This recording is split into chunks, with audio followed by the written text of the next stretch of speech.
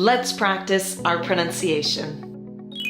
Today, we're looking at the P sound. Can you make the P sound? Follow these steps. First, press your lips tightly together, like this.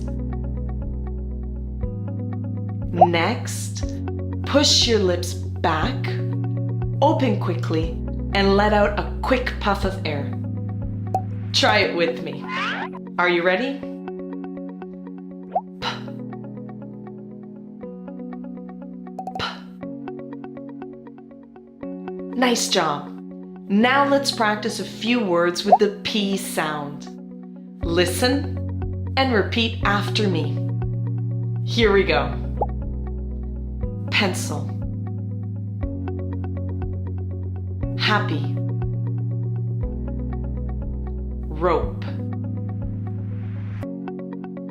The P sound can be spelled with the letter P as in pencil, PP as in happy, or PE as in rope. Great job. Well done.